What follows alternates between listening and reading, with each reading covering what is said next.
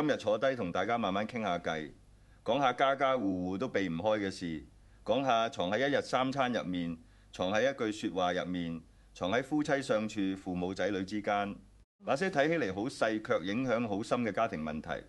人生行過半世之後，好多人先慢慢明白，外面嘅世界再熱鬧到最後最牽掛嘅，仲係屋企嗰盞燈再好嘅山珍海味，都比不上家人坐埋一齊食飯時嗰份簡單嘅溫暖。呢幾年好多朋友都會分享自己嘅家庭故事，有人話夫妻之間越嚟越少交流喎，有人話父母同仔女明明互相關心，卻總係講唔入心入面，有人話婆媳之間冇真正嘅大矛盾，但一啲小事積累耐咗，關係慢慢變遠。其實好多家庭問題並唔係因為冇愛，好多時候正因為太親近，我哋先容易將最直接嘅情緒留俾最親嘅人喺外面。我哋可以保持禮貌，面對陌生人我哋可以耐心解釋，但返到屋企面對最熟悉嘅人，反而容易忘記控制自己嘅語氣。今日就同大家傾一傾家庭入面最常見嘅一啲矛盾，亦都傾一傾一個家庭點樣先可以慢慢變得更加和睦。如果覺得今日嘅話題對你有幫助，歡迎訂閱頻道，亦都歡迎大家喺評論區分享你嘅家庭故事，睇下大家有冇相似嘅經歷。夫妻之間最容易失去嘅係好好講嘢。好多夫妻後生嘅時候，咁感情都好好，拍拖陣時，一句説話可以傾幾個鐘，一齊食一餐簡單嘅飯都覺得特別開心。但結婚之後，生活慢慢改變，工作壓力增加，生活責任增加，柴米油鹽佔咗越來越多時間。以前會講你今日辛苦啦，後來變成你點解？總係咁樣。以前睇到嘅係對方嘅優點，後來睇到嘅更多係對方做得唔夠好嘅地方。其實好多夫妻關係出現問題，並唔係因為發生咗一件好大嘅事，更多時候係好多小事冇及時個溝通，一次失望，一次誤會，一次冇講出口嘅委屈，慢慢積累之後，兩個人之間就多咗一層距離。香港生活節奏快，好多人每日面對工作壓力返鏡陣時，要面對老闆、同事、客戶，返屋企嘅路上又要面對交通啦、生活成本、各種臨時。呢啲壓力如果冇處理，好容易帶返屋企。見到最親近嘅人就忍不住將情緒釋放出嚟㗎。但係我哋成日忘記，對方同樣都攰，對方同樣有壓力，對方同樣需要被理解。一次兩次或者可以包容，但如果長期咁樣，再好嘅感情都可能慢慢消耗。好多人都有咁樣嘅感受。後生嘅時候，兩個人一齊捱苦住，細啲嘅屋，食簡單啲嘅飯，反而每日都有講有笑。後來生活條件好咗，有咗更好嘅環境，但爭執反而增加。點解？因為有時候生活改善咗，人嘅要求也增加咗，內心卻未必增加。我哋對外人客客氣氣，卻將最差嘅脾氣留俾家人。但其實越係親近嘅人，越需要尊重。一句溫柔嘅説話可以讓一個人開心好耐，一句傷人嘅説話也可能讓一個人記住好多年。所以家庭入面最重要嘅唔係爭到贏，而係諗一諗呢句説話講出去之後，會唔會傷害嗰個陪伴自己嘅人？錢嘅問題，真正考驗嘅係家庭關係。除咗溝通，經濟壓力也係好多家庭面對嘅問題。香港生活成本高，供樓養車、仔女教育、照顧老人，每一樣都需要考慮。好多夫妻爭執，表面睇係錢嘅問題，實際上背後往往係對將來嘅不安、對責任分配嘅唔滿意、對彼此付出嘅感受唔同。有人覺得應該多儲蓄，有人覺得生活也需要享受，有人覺得應該多幫助父母，有人覺得首先要照顧自己嘅家庭。呢啲諗法其實都有自己嘅理由。問題唔係道理一定對，問題係一家人有冇坐下來好好溝通。家庭需要規劃金錢，但係唔好讓金錢成為傷害感情嘅工具。因為好多年之後回頭睇，當初爭執嘅金額或者已經唔重要，但爭執過程中講過嘅説話卻可能留低好耐。一家人相處唔應該像做生意一樣，每日計散，道理付出多一點，道理吃雞一點，道理應該補償，道理真正長久嘅家庭係大家都願意為呢個家付出。有時候多一點理解，少一點計較，關係反而會越來越好。手機越嚟越方便，但係唔好俾佢偷走咗家人之間嘅交流。而家呢個年代，手機已經成為每個人生活嘅一半，工作需要手機，聯絡朋友需要手機，娛樂嘅放鬆也需要手機。手機本身冇錯，問題係我哋有冇喺不知不覺之間將太多時間俾咗手機，卻將最少嘅耐心留俾咗家人。好多家庭都有咁樣嘅場景，一家人坐在同一張飯台上，每個人低頭睇自己嘅手機，睇起嚟大家都係一齊，但實際上彼此之間卻越嚟越少交流。彼此之間本嚟可以傾一傾啊，今日發生嘅事，後嚟變成咗冇咩好講嘅。父母想同仔女傾幾句嘅，仔女卻覺得等一下，我忙完再講。但好多時候呢個等一下，慢慢就變成咗習慣。人與人之間嘅感情就係喺一次次交流入面建立起嚟嘅。如果長期缺少溝通，就算住喺同一個屋檐林下，也可能慢慢產生距離。當然，我唔係話唔可以玩手機，每個人都需要自己嘅放鬆時間。工作一日之後睇下短片、睇下新聞也係正常嘅，但係唔好讓手機成為逃避交流嘅方式，唔好讓家人得到嘅，永遠只係你嘅背影。有時候一餐飯嘅時間，放下手機，聽下對方今日發生咗啲咩，講幾句簡單嘅説話，呢啲睇似普通嘅小事，其實就係維繫感情嘅重要時刻。好多關係並唔係突然變壞嘅，而係喺一次次等一下一陣再講，冇時間入面慢慢變淡嘅。好多夫妻從冇話不談變成冇話好談，從每日分享生活變成只討論必要嘅事。呢個其實比爭吵更值得注意，因為爭吵至少代表仲有情緒，而長期冷漠可能代表兩個人已經慢慢關閉咗交流嘅大門。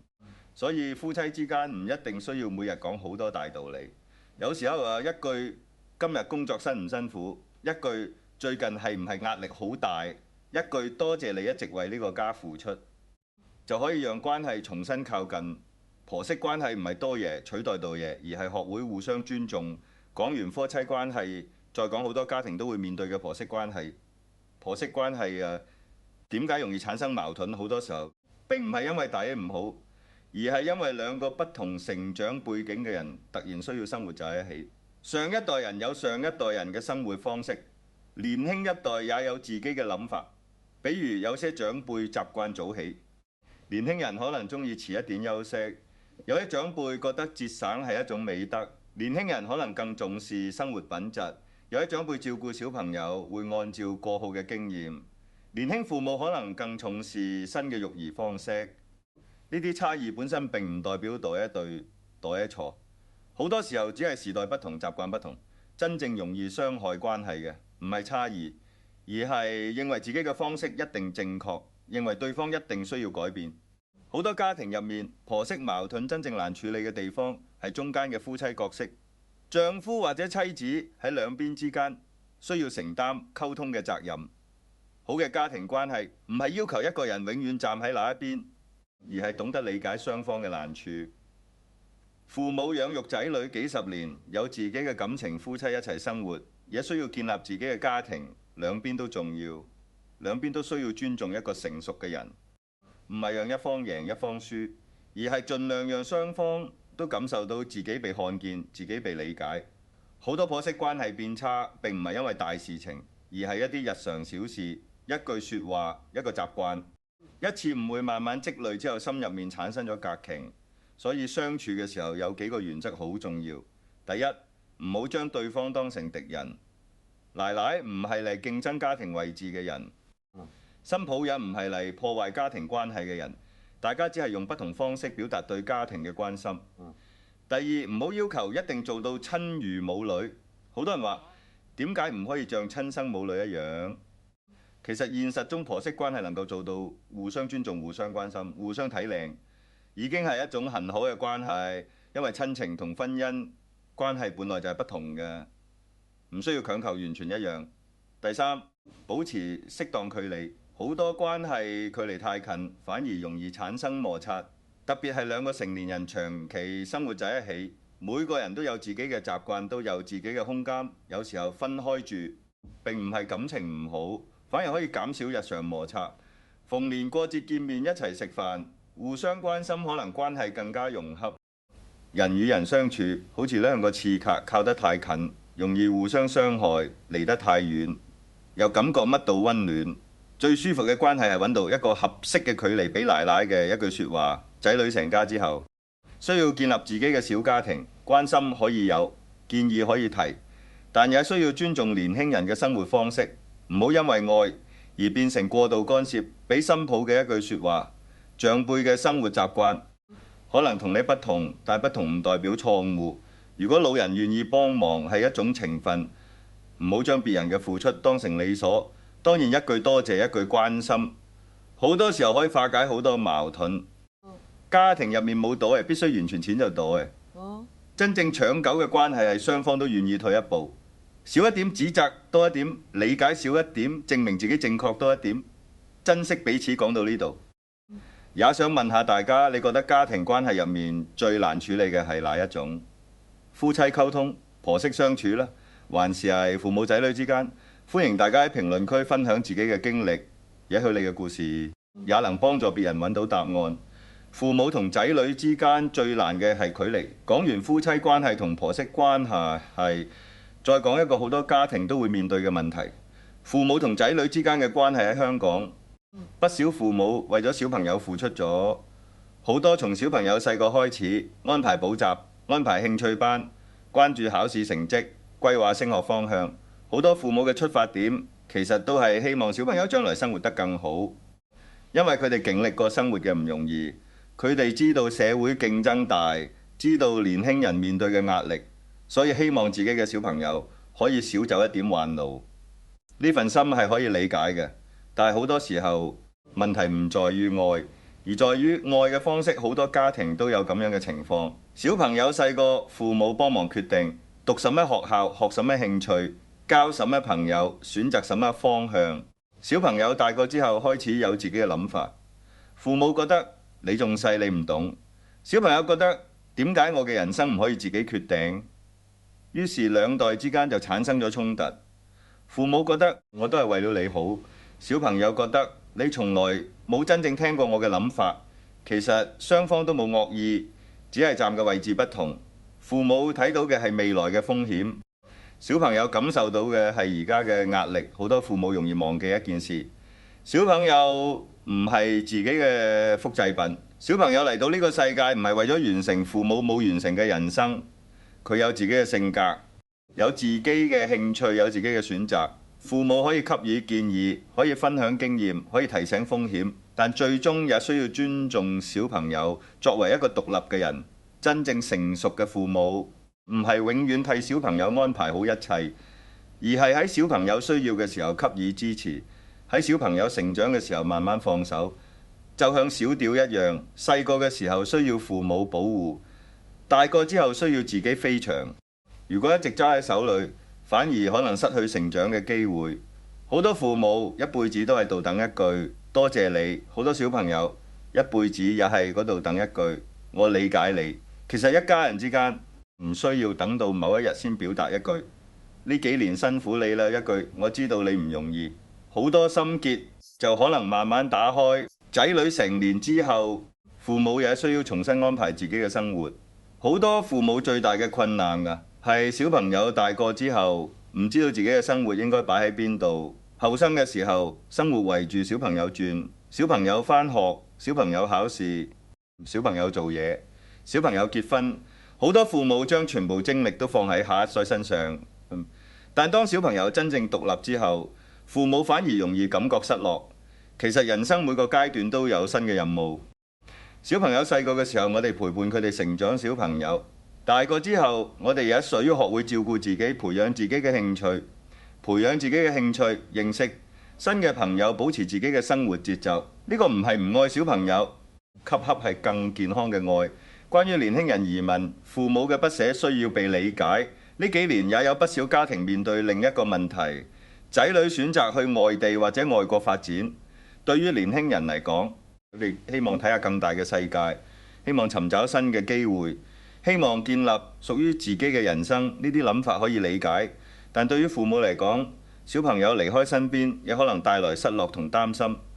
佢哋擔心小朋友一個人喺外面是否適應遇到困難，有冇人幫忙，以後見面嘅機會是不是越嚟越少？呢啲擔心同樣來自愛，所以呢個問題最重要嘅唔係對一對道侶錯，而係雙方都需要站喺對方角度諗一諗。年輕人可以多同父母溝通，告訴佢哋自己嘅計劃，讓父母知道離開屋企唔代表離開親情。父母也需要明白，小朋友擁有自己嘅人生，並唔係對家庭嘅唔負責。真正嘅親情唔係將一個人留喺身邊，而係唔管相隔幾遠，心入面仍然牽掛彼此，兄弟姊妹之間。唔好讓利益毀掉幾十年嘅感情。除咗夫妻、父母、仔女之外，兄弟姊妹關係也係好多家庭容易出現矛盾嘅地方。後生嘅時候一齊成長，一齊面對困難，大個之後，每個人有自己嘅家庭，有自己嘅壓力，有自己嘅生活。有時候因為老人照顧問題，因為財產分配問題，因為責任承擔問題，原本親近嘅人慢慢產生隔閡。尤其係喺照顧老人方面，好多家庭容易出現點解都係我做，點解佢出嘅錢少，點解佢唔幫忙？呢啲問題其實都好現實。每個人都有自己嘅困難，每個人都有自己嘅家庭責任。所以兄弟姊妹之間需要更多溝通，唔好將父母嘅事情變成互相指責嘅戰場。老人後生嘅時候養育小朋友從來冇解散，哪個小朋友花嘅錢更多，哪個小朋友更值得付出。佢哋付出係因為愛過。當父母年老之後，仔女也應該盡自己能力照顧，不一定每個人付出完全一樣，但可以盡量做到問心無愧。至於財產問題，更需要理性處理，錢好重要。但如果因為一啲身外之物，讓幾十年嘅親情斷裂，往往係最大嘅遺憾。因為好多東西失去咗可以再得到，但有些關係一旦傷害就好難恢復。講到底，家庭矛盾好多時候來自三個字：唔甘心。唔甘心自己嘅付出冇被看見，唔甘心自己嘅諗法冇被接受，唔甘心自己喺家庭入面冇得到重視。但係我哋成日忘記，家人唔係我哋嘅敵人，佢哋也係普通人，也會攰，也會委屈，也需要被理解。好多家庭走到關係破裂，往往唔係因為發生咗一件大事，而喺好多小事長期累積過一句傷人嘅説話，一次冷漠嘅回應，一次冇表達嘅多謝，慢慢變成心入面嘅距離嘅。所以珍惜家庭唔一定要做個咩驚天動地嘅大事，好多時候只需要多講一句好話，多一點耐心，多一次主動溝通，關係就可能慢慢改變。講你有咁多家庭矛盾，其實講到底，家庭關係並冇咁複雜。好多時候真正影響一個家嘅唔係發生咗咁多大事情，而係我哋每日面對家人嘅態度。一個家庭咧，唔係搶狗，唔只係睇有冇錢，也唔只係睇住什麼屋，更重要嘅係一家人有冇將彼此擺喺心上。經過人生不同階段之後，好多人先慢慢明白，家庭唔係講輸贏嘅地方，唔係到日聲音大，到日就有道理。唔係到一贏咗爭論，到一就贏得咗關係。有時候你贏咗一句説話，卻輸咗一個人嘅心，呢個先係最唔值得嘅事情。第一個字，忍，呢度講嘅忍，唔係讓一個人永遠忍氣吞聲，唔係讓自己受委屈，而係明白生活入面好多事情冇必要爭到最後。一家人相處，不可能每件事都完全符合自己嘅諗法。飯菜口味不同，生活習慣不同，做事方式不同，呢啲都係正常。有些小事情如果唔影響原則，其實可以放一放。比如飯煮得淡一點啦，東西放錯位置，家務做得冇咁樣完美，呢啲事情真係值得傷害感情嗎？好多時候等我哋冷靜落嚟，會發現當初爭執嘅事情其實冇咁樣重要，但係爭執時候講出嚟嘅説話卻傷害咗彼此。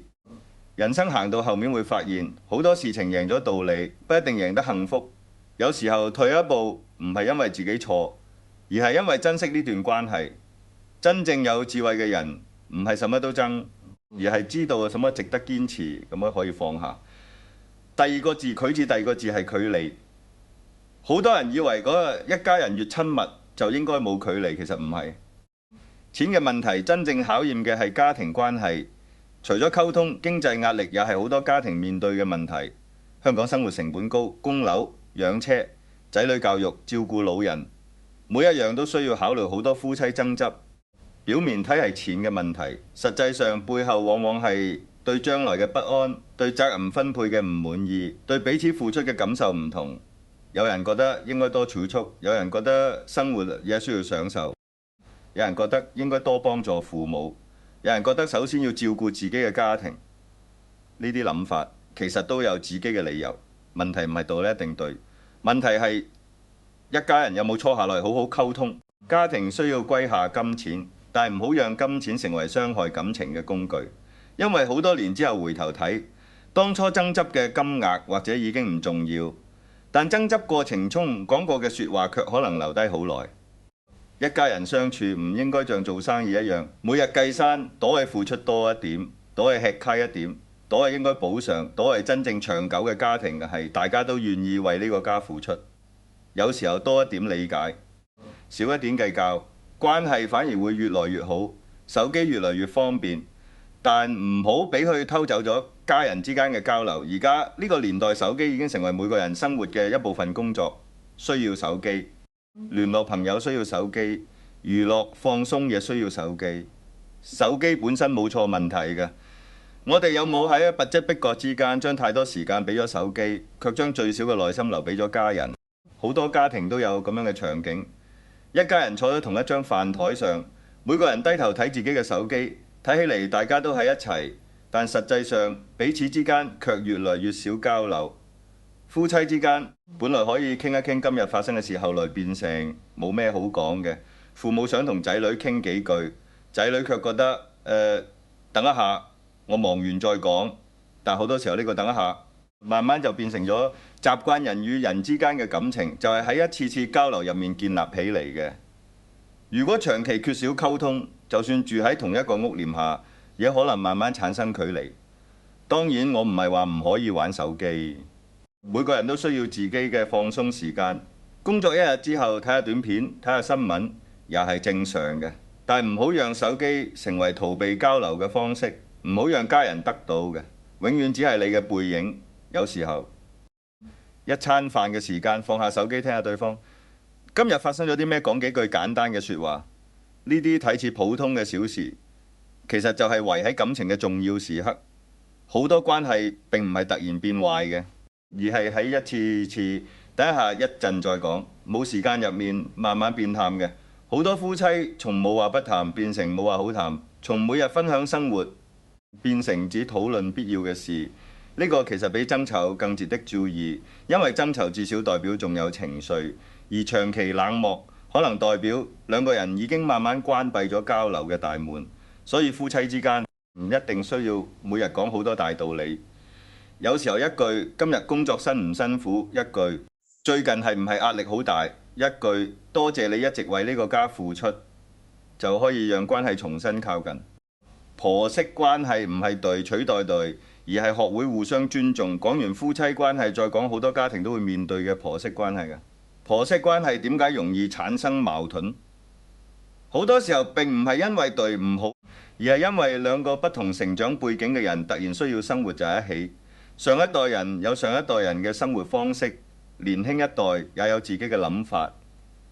比如有些長輩習慣早起，年輕人可能鍾意遲一點休息。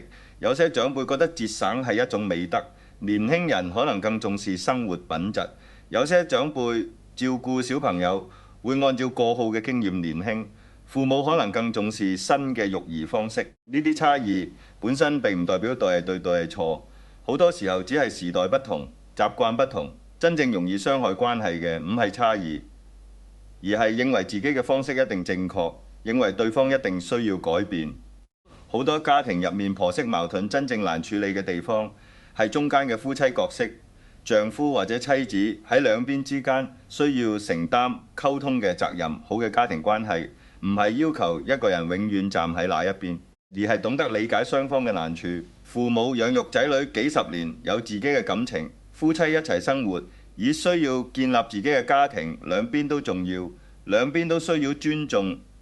一個成熟嘅人唔係讓一方贏一方輸，而係盡量讓雙方都感受到自己被看見、自己被理解，好多婆媳關係變差，並唔係因為大事情，而係一啲日常小事，一句説話、一個習慣、一次誤會，慢慢積累之後，心入面產生咗隔鉗。所以相處嘅時候有幾個原則好重要。第一，唔好將對方當成敵人。奶奶唔係嚟競爭家庭位置嘅人，新抱又唔係嚟破壞家庭關係嘅人。大家只係用不同方式表達對家庭嘅關心。第二，唔好要求一定做到親如母女。好多人話點解唔可以像親生母女一樣？其實現實中婆媳關係能夠做到互相尊重、互相關心、互相體諒，已經係一種很好嘅關係。因為親情同婚姻關係本來就係不同嘅，唔需要強求完全一樣。第三，保持適當距離。好多關係距離太近反而容易產生摩擦，特別係兩個成年人長期生活在一起。每個人都有自己嘅習慣，都有自己嘅空間。有時候分開住並唔係感情唔好，反而可以減少日常摩擦。逢年過節見面一齊食飯，互相關心，可能關係更加融洽。人與人相處好似兩個刺軛靠得太近，容易互相傷害；離得太遠，又感覺不到溫暖。最舒服嘅關係係揾到一個合適嘅距離。俾奶奶嘅一句説話：仔女成家之後需要建立自己嘅小家庭嘅。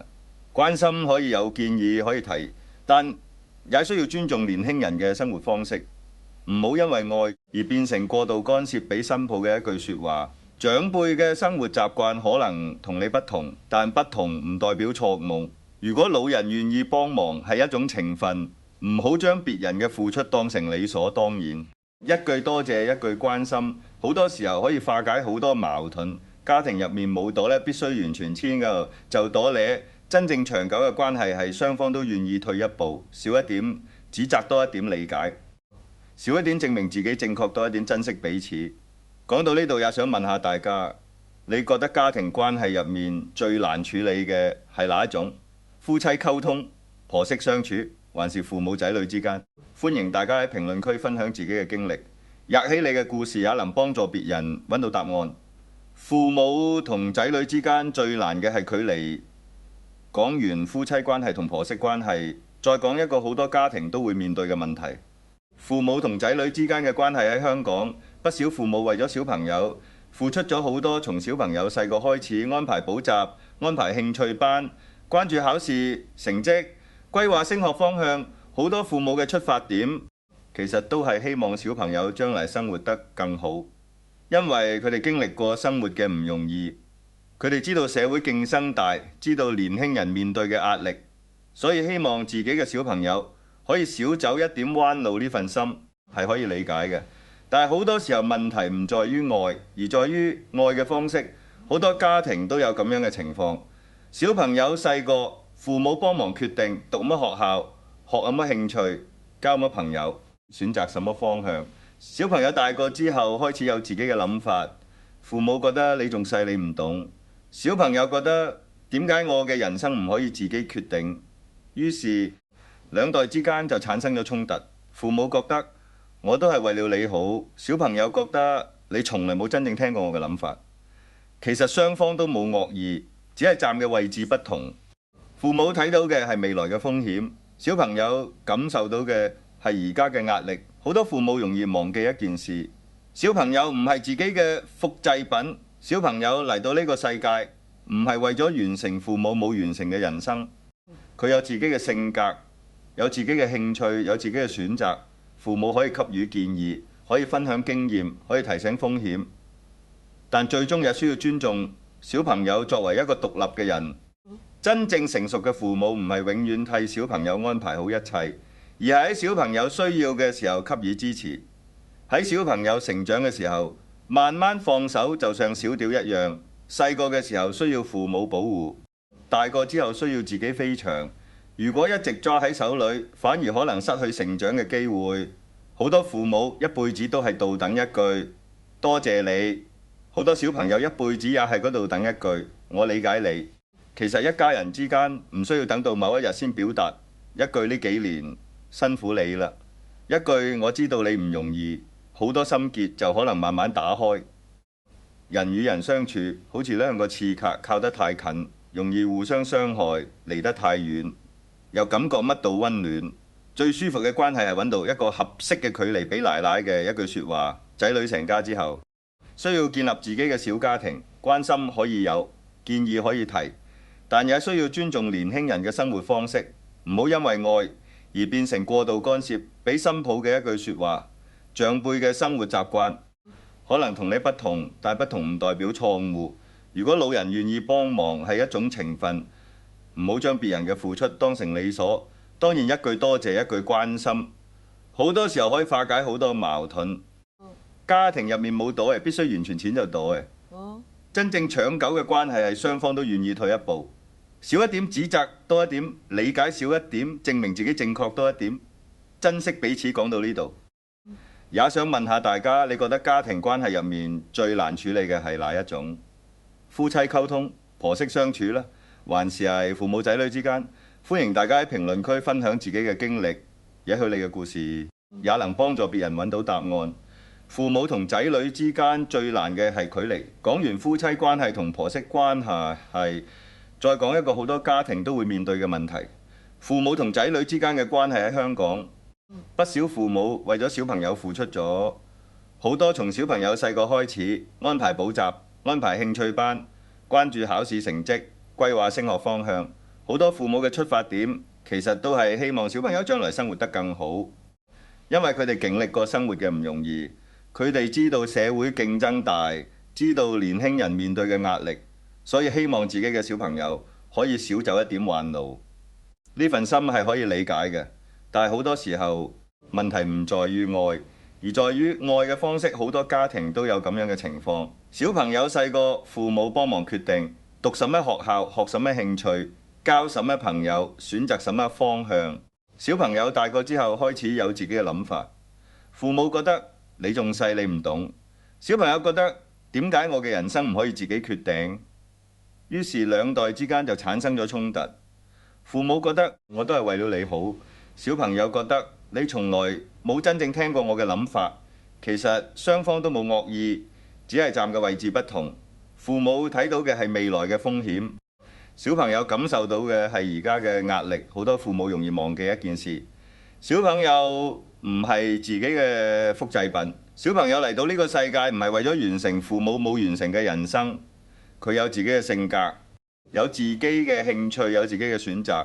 父母可以給予建議，可以分享經驗，可以提醒風險，但最終也需要尊重小朋友作為一個獨立嘅人。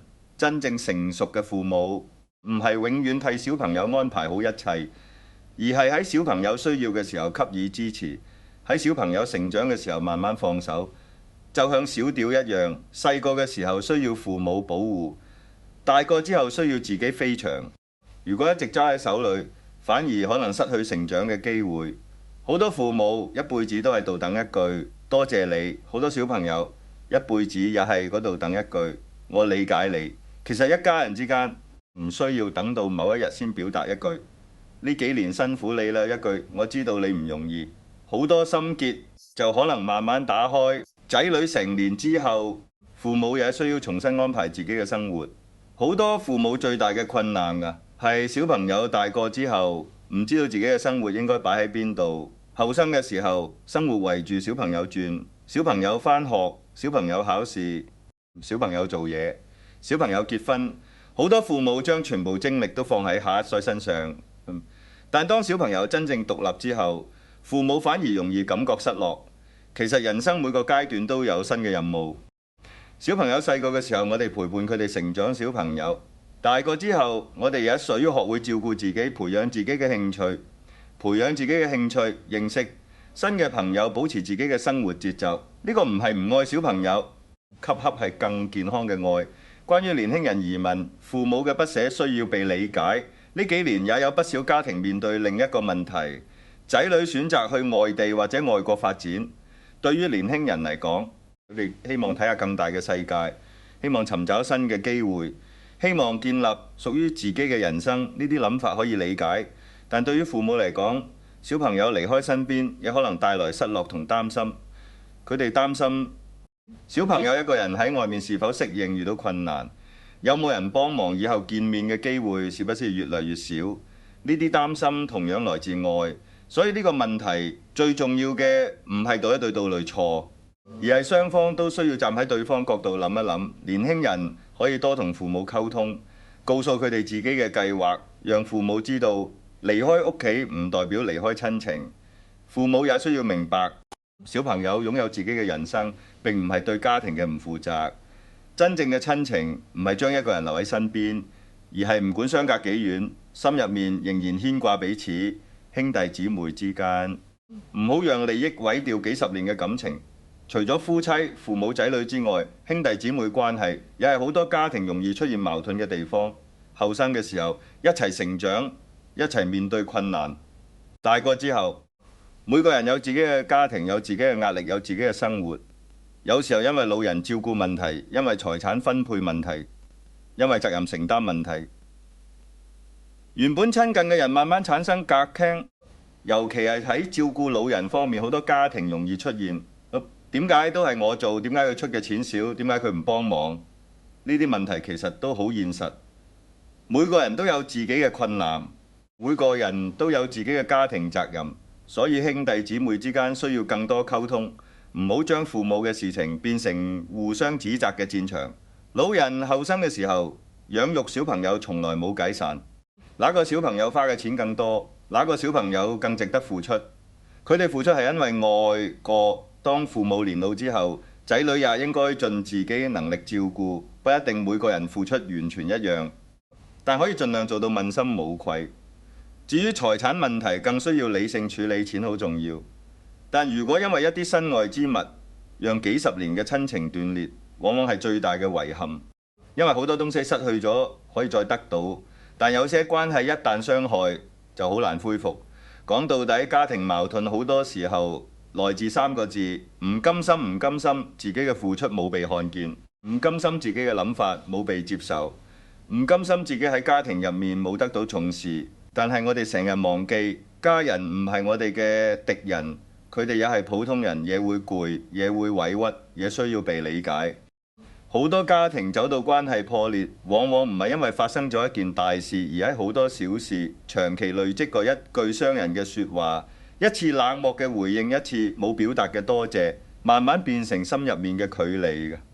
所以珍惜家庭唔一定要做個咩驚天動地嘅大事，好多時候只需要多講一句話，好話，多一點耐心，多一次主動溝通，關係就可能慢慢改變。講你有咁多家庭矛盾，其實講到底，家庭關係並冇咁複雜。好多時候真正影響一個家嘅唔係發生咗咁多大事情，而係我哋每日面對家人嘅態度。一個家庭咧，唔係搶狗，唔止係睇有冇錢，也唔止係睇住什麼屋，更重要嘅係一家人有冇將彼此擺喺心上。經過人生不同階段之後，好多人先慢慢明白，家庭唔係講輸贏嘅地方，唔係到係聲音大，到係就有道理，唔係到係贏咗爭論，到係就贏得咗關係。有時候你贏咗一句説話，卻輸咗一個人嘅心，呢個先係最唔值得嘅事情。第一個字，忍，呢度講嘅忍，唔係讓一個人永遠忍氣吞聲，唔係讓自己受委屈，而係明白生活入面好多事情冇必要爭到最後。一家人相處，不可能每件事都完全符合自己嘅諗法。飯菜口味不同，生活習慣不同，做事方式不同，呢啲都係正常。有些小事情如果唔影響原則，其實可以放一放。比如飯煮得淡一點啦，東西放錯位置，家務做得冇咁樣完美，呢啲事情真係值得傷害感情嗎？好多時候等我哋冷靜落嚟，會發現當初爭執嘅事情其實冇咁樣重要，但係爭執時候講出嚟嘅説話卻傷害咗彼此。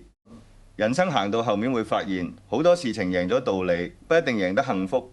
有時候退一步唔係因為自己錯，而係因為珍惜呢段關係。真正有智慧嘅人唔係什麼都爭，而係知道什麼值得堅持，咁樣可以放下。第二個字，佢字第二個字係距離。好多人以為嗰一家人越親密就應該冇距離，其實唔係。今日坐低同大家慢慢傾下偈，講下家家戶戶都避唔開嘅事，講下藏喺一日三餐入面，藏喺一句説話入面，藏喺夫妻相處、父母仔女之間，那些睇起嚟好細卻影響好深嘅家庭問題。人生行過半世之後，好多人先慢慢明白，外面嘅世界再熱鬧到最後最牽掛嘅，仲係屋企嗰盞燈再好嘅山珍海味，都比不上家人坐埋一齊食飯時嗰份簡單嘅溫暖。呢幾年好多朋友都會分享自己嘅家庭故事，有人話夫妻之間越嚟越少交流喎，有人話父母同仔女明明互相關心，卻總係講唔入心入面。有人話婆媳之間冇真正嘅大矛盾，但一啲小事積累耐咗，關係慢慢變遠。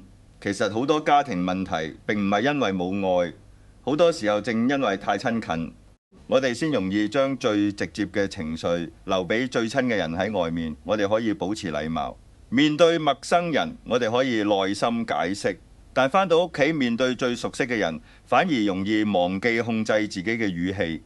今日就同大家傾一傾家庭入面最常見嘅一啲矛盾，亦都傾一傾一個家庭點樣先可以慢慢變得更加和睦。如果覺得今日嘅話題對你有幫助，歡迎訂閱頻道，亦都歡迎大家喺評論區分享你嘅家庭故事，睇下大家有冇相似嘅經歷。夫妻之間最容易失去嘅係好好講嘢。好多夫妻後生嘅時候，咁感情都好好，拍拖陣時，一句説話可以傾幾個鐘，一齊食一餐簡單嘅飯都覺得特別開心。但結婚之後，生活慢慢改變，工作壓力增加，生活責任增加，柴米油鹽佔咗越來越多時間。以前會講你今日辛苦啦，後來變成你點解？總係咁樣。以前睇到嘅係對方嘅優點，後來睇到嘅更多係對方做得唔夠好嘅地方。其實好多夫妻關係出現問題，並唔係因為發生咗一件好大嘅事，更多時候係好多小事冇及時個溝通，一次失望，一次誤會，一次冇講出口嘅委屈，慢慢積累之後，兩個人之間就多咗一層距離。香港生活節奏快，好多人每日面對工作壓力，返鏡陣時要面對老闆、同事、客戶，返屋企嘅路上又要面對交通啦、生活成本、各種臨時。呢啲壓力如果冇處理，好容易帶返屋企。見到最親近嘅人就忍不住將情緒釋放出嚟㗎。但係我哋成日忘記對方同樣都攰，對方同樣有壓力，對方同樣需要被理解。一次兩次或者可以包容，但如果長期咁樣，再好嘅感情都可能慢慢消耗。好多人都有咁樣嘅感受。後生嘅時候兩個人一齊捱苦住，細啲嘅屋，食簡單啲嘅飯，反而每日都有講有笑。後來生活條件好咗，有咗更好嘅環境，但爭執反而增加。點解？因為有時候生活改善咗，人嘅要求也增加咗，內心卻未必增加。我哋對外人客客氣氣，卻將最差嘅脾氣留俾家人。但其實越係親近嘅人，越需要尊重。一句溫柔嘅説話可以讓一個人開心好耐，一句傷人嘅説話也可能讓一個人記住好多年。所以家庭入面最重要嘅唔係爭到贏，而係諗一諗呢句説話講出去之後，會唔會傷害嗰個陪伴自己嘅人？錢嘅問題，真正考驗嘅係家庭關係。除咗溝通，經濟壓力也係好多家庭面對嘅問題。香港生活成本高，供樓養車、仔女教育、照顧老人，每一樣都需要考慮。好多夫妻爭執，表面睇係錢嘅問題，實際上背後往往係對將來嘅不安、對責任分配嘅唔滿意、對彼此付出嘅感受唔同。有人覺得應該多儲蓄，有人覺得生活也需要享受，有人覺得應該多幫助父母，有人覺得首先要照顧自己嘅家庭。呢啲諗法其實都有自己嘅理由。問題唔係道理一定對，問題係一家人有冇坐下來好好溝通。家庭需要規劃金錢，但係唔好讓金錢成為傷害感情嘅工具。因為好多年之後回頭睇，當初爭執嘅金額或者已經唔重要，但爭執過程中講過嘅説話卻可能留低好耐。一家人相處唔應該像做生意一樣，每日計算，道理付出多一點，道理吃雞一點，道理應該補償，道理真正長久嘅家庭係大家都願意為呢個家付出。有時候多一點理解，少一點計較，關係反而會越來越好。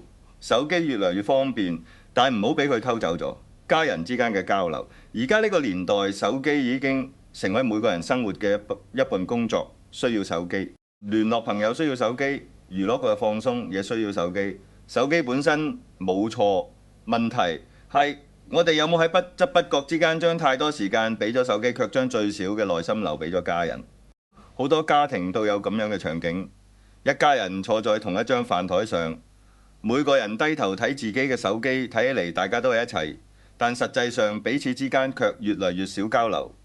揮之之間，本嚟可以傾一傾啊，今日發生嘅事，後嚟變成咗冇咩好講嘅。父母想同仔女傾幾句嘅，仔女卻覺得等一下，我忙完再講。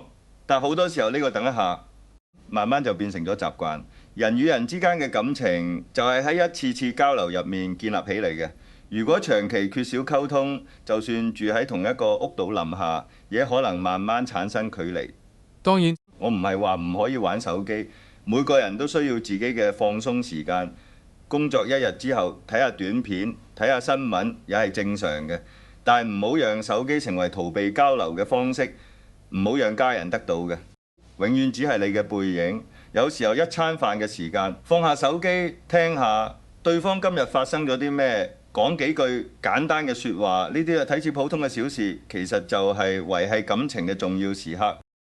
好多關係並唔係突然變壞嘅，而係喺一次次等一下一陣再講，冇時間入面慢慢變淡嘅。好多夫妻從冇話不談變成冇話好談，從每日分享生活變成只討論必要嘅事。呢個其實比爭吵更值得注意，因為爭吵至少代表仲有情緒，而長期冷漠可能代表兩個人已經慢慢關閉咗交流嘅大門。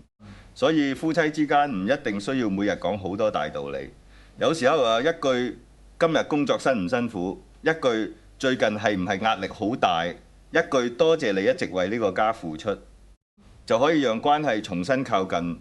婆媳關係唔係多爺取代道爺，而係學會互相尊重。講完夫妻關係，再講好多家庭都會面對嘅婆媳關係。婆媳關係點解容易產生矛盾？好多時候並唔係因為大家唔好，而係因為兩個不同成長背景嘅人突然需要生活在一起。上一代人有上一代人嘅生活方式，年輕一代也有自己嘅諗法。比如有些長輩習慣早起，年輕人可能中意遲一點休息。有啲長輩覺得節省係一種美德，年輕人可能更重視生活品質。有啲長輩照顧小朋友會按照過好嘅經驗，年輕父母可能更重視新嘅育兒方式。呢啲差異本身並唔代表代一對代一錯，好多時候只係時代不同、習慣不同。真正容易傷害關係嘅唔係差異，而係認為自己嘅方式一定正確，認為對方一定需要改變。好多家庭入面，婆媳矛盾真正難處理嘅地方係中間嘅夫妻角色，丈夫或者妻子喺兩邊之間需要承擔溝通嘅責任。